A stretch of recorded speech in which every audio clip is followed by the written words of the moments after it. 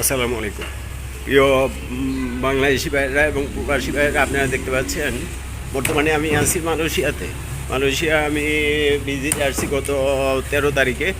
এখন এই ভিজিট করতে করতে এই রেস্টুরেন্টে এই এলাকাতে আমি আমার এক ফ্রেন্ড আছে, ওর রুমে আছি। ওর রুমে থাকার অবস্থায় এই রেস্টুরেন্টটাতে আমি মাঝে মাঝে আসি খাবারের জন্য। তাই অনেক অনেক বাঙালিকে এখানে দেখি, অসংখ্য বাঙালি এখানে কাজ করে। তার মধ্যে যে আমার এক ভাই আছে, ভাইয়ের সাথে আমি 2 মিনিট কথা বলবো। আপনারা একটু খেয়াল করে ভাইয়ের কথাগুলো শোনার চেষ্টা করুন। ভাই, আপনার নাম কি? ওমর ফারুক। ভাইয়ের দেশের বাড়ি কোথায়? সিরাজগঞ্জ। কত বছর ধরে আছেন মালয়েশিয়াতে? 13 বছর। 1.5 বছর। ও, 1.5 বছরে আপনি পারমিটে আছেন নাকি অবৈধ পারমিট? আচ্ছা, আপনার বেসিক কত? এটা তো অনেকে হয়তো বলতে চায় না বিষয়টা, তারপরেও আপনারা জিজ্ঞেস করি, বেসিক কত দেয় এখানে? 12 ঘন্টায়, প্রতি 12 ঘন্টায় আপনার 70 টাকা দেয়। এর কোনো ছুটি আছে মাসে, নাকি 30 দিনে 30 দিন কাজ করতে হয়? ও, যদি আপনি ইচ্ছাকৃতভাবে ছুটি কাটান, না আসেন ওই দিনে, আপনার বেসিক মাইট, ওই দিনের টাকা নাই। এই 1.5 বছরের মধ্যে গ্রামে গেছেন? নিজের দেশে গেছেন? যান নাই? হ্যাঁ, মনে পড়ে না বাড়ির কথা? খারাপ লাগে না? বিয়ে করছেন? এখনো বিয়ে করেন নাই? আচ্ছা, মা বাবার কথা মনে পড়ে না? আছে মা বাবা? আলহামদুলিল্লাহ, আলহামদুলিল্লাহ। ভাই, এখানে এই যে দেখতেছেন যে কি নাম বললেন ভাই? ও, ওমর ফারুক। ওমর ফারুক ভাই যে নারিকেলটা কাটলো, এটাকে এখানে কোকোনাট বলে। যাই হোক, এই যে কোকোনাটটা এখানে এই মগটার ভিতরে ঢালতেছে, এই মগে আপনার এরা ঢাইলা, ওই যে আপনার যে লেইটা আছে, আমরা বাংলাদেশে যেটাকে বলি লেই, ভিতরের লেইটাও ওনারা এটার ভিতরে এইভাবে কাচ্চা ওই ভিতরে দিয়ে দেয়। ওইটার ভিতরে দিয়ে তারপর আবার বরফ আছে। জি, ইসি, ইসি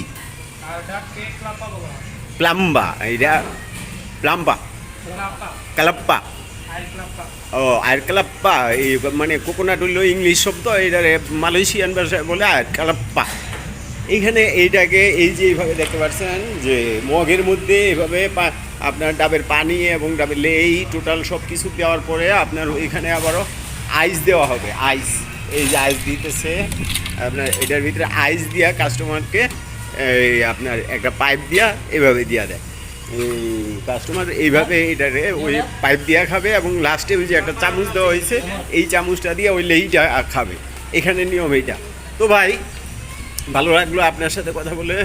তবে আপনার পারমিট কি রিনিউ করতে পারবেন? এই যে সরি, ওই যে এটারে কি বলে এই জায়গায় পারমিট, কি যেন বলে না, ভিসা না,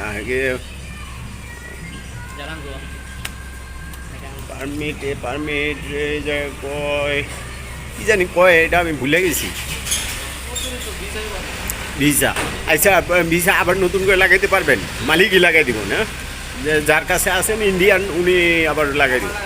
আপনার নিজে লাগাইতে হয়? যে মালিকের নামে আছে ওই মালিকের কাছে টাকা দিয়ে আপনার ভিসা আবার রিনিউ করতে হবে 1 বছরের জন্য। প্রতি বছর 4500 রিঙ্গিট দিতে হয় আপনার ভিসা ফি। ও মাই গড!